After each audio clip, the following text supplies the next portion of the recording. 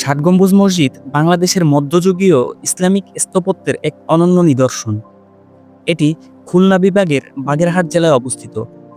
বন্ধুরা, আজকে আমরা চলে এসেছি খুলনা বিভাগের বাগেরহাট জেলায় ষাট গম্বুজ মসজিদ দেখার জন্য। আমরাও ঘুরে ঘুরে দেখব এবং আপনাদেরকে এর ইতিহাস ঐতিহ্য সম্পর্কে জানানোর চেষ্টা করব।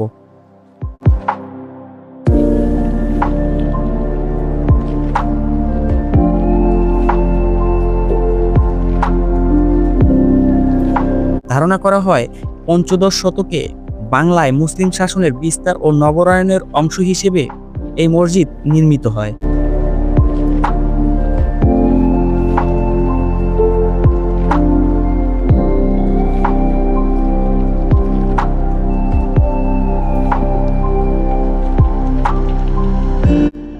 ঐতিহাসিকভাবে এটি শুধু উপাসনালয় নয়, বরং ধর্মীয় শিক্ষা, বিচার ও সামাজিক সমাবেশ কেন্দ্র হিসেবেও ব্যবহৃত হয়ে থাকে।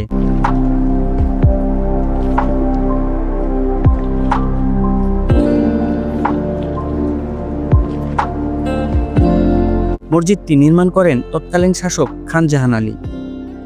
ধারণা করা হয় এটি 1442 থেকে 1459 খ্রিস্টাব্দের মধ্যে নির্মিত হয়।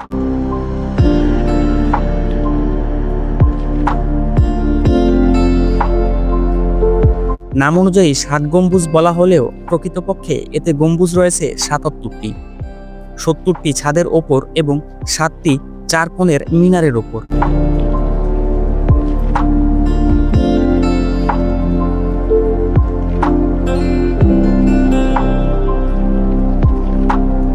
এবং ভেতরে রয়েছে ৬০টি পাথরের স্তম্ভ, যা ছাদকে ধারণ করে এক অসাধারণ নকশা তৈরি করা হয়েছে।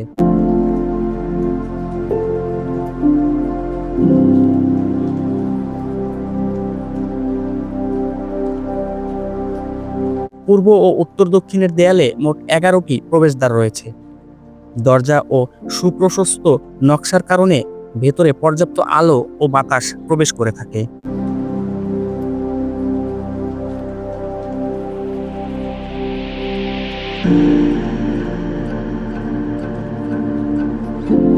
আজও এটি মুসলমানদের কাছে পবিত্র স্থান এবং বাংলাদেশের সাংস্কৃতিক ঐতিহ্যের একটি বড় নিদর্শন।